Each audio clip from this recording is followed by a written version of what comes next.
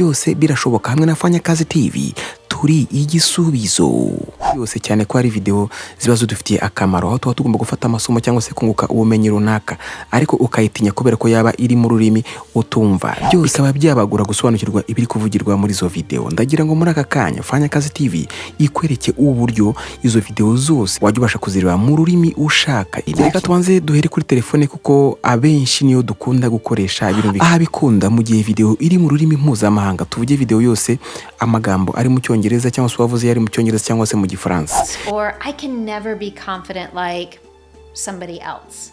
Or maybe you've listened to wabyibonera rero ko iyi video nubwo iri mu cyongereza ariko mu byukuri amagambo ahise azayandika mu kinyarwanda. Fanyakazitv, we are the solution.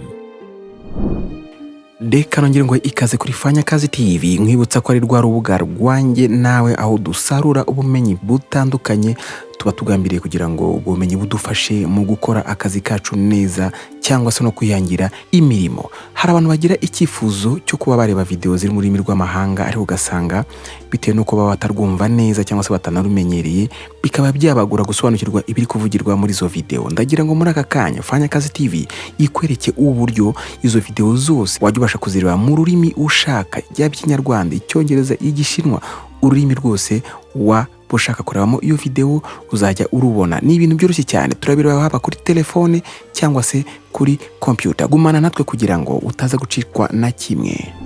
Fanyakazitv, we are the solution. Iyi screen ureba gutya hano ni kuri computer, no kuvuga ngo kuri computer ni gutya bimeze iyo ugiye kureba video kuri YouTube.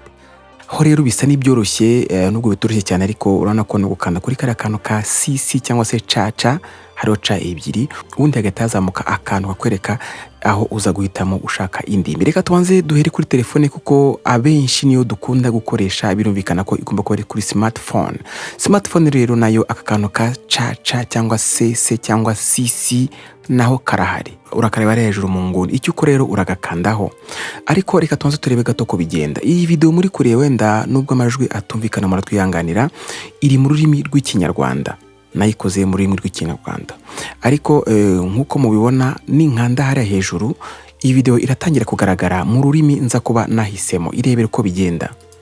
Dufashe urugero nkanze kuri kari akantu kari iruhande rwa caca ariko dukunda kwita settings. Murabona ko yese yamanuka urutonde rwa bimwe mu bintu tutari turi kubona mu gihe twarebaga iyi video.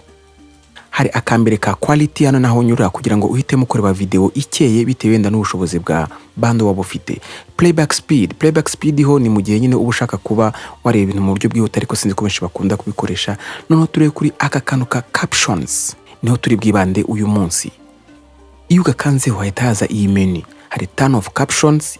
Niba kano kantu kavi kariho biragaragara ko captions cyangwa se subtitles ziba zifunze. None urabona ko hariho indimi zitandukanye ari English, French, Hindi n'izindi. Urugero reka duhitemo nk'icyongereza nyuma dukine video yacu. Nubwo utumva neza aya magambo ariko amagambo ari kuvuga mu kinyarwanda noneho ugahita ubona ko amagambo yandi yanditse mu cyongereza. Aha ngaro ni nko mu gihe waba utumva ikinyarwanda iri mu rundi rurimi waba wumva.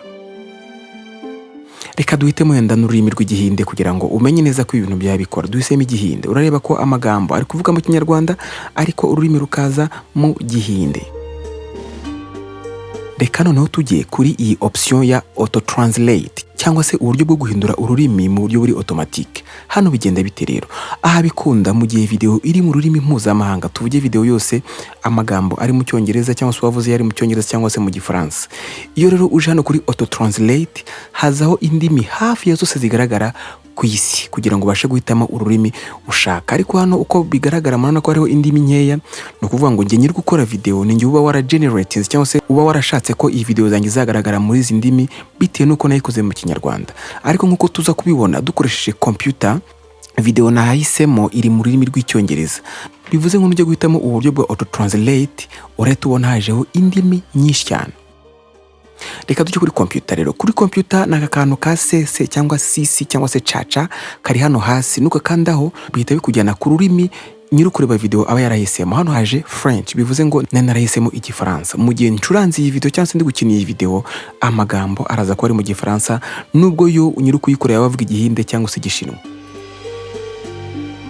nkuko twabikoze kuri telefone naho urakanda kuri aka kantu dukunda kwita settings urahita ubona iyi menu ihagaze gutya nkuko nabikubwiye subtitles uhise ubona ko ziri mu gifaransa icyo ukorera ni iki urakanda kuri subtitles hanyuma uhita ubona indimi zitandukanye hariho French indi Portuguese n'ibiki kuri auto translate rero aho urahita ubona ko hariho indimi nyinshi cyane zishoboka bitewe nuko iyi video iri mu rurimi mpuzamahanga international no vuga ngo ushobora kuri mu gifaransa ushobora kuri mu cyongereza cyangwa se mu genda ariko sometimes zikunze kuba arizo ndimi ebyiri igifaransa n'icyongereza niho ujya kuri auto translate ugahitamo ururimi ushaka reka nze nkwereke nka video imwe yaba iri mu cyongereza hanyuma dushakemo n'ururimi rw'ikinyarwanda. My students are often surprised when I tell them that speaking with clarity, fluency, and confidence did not come easily for me.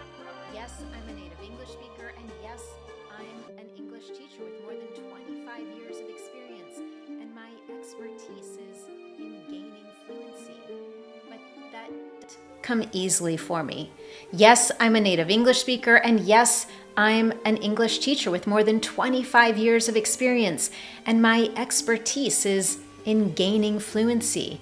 But that doesn't mean those skills came naturally to me, not in my second language and not in English. Have you ever thought, I'm just too shy to speak with confidence, or I can never be confident like somebody else? Or maybe you've listened to wabyibonera rero ko iyi video nubwo iri mu cyongereza ariko mu byukuri amagambo ahise aza yandika mu kinyarwanda. Ubutaro nawe ntugatinye kureba video iyo ariyo yose cyane ko ari video ziba zidufitiye akamaro aho tuba tugomba gufata amasomo cyangwa se kunguka ubumenyi runaka ariko ukayitinya kubera ko yaba iri mu rurimi utumva. Byose birashoboka hamwe na Fanyakazitv turi igisubizo. We are the solution.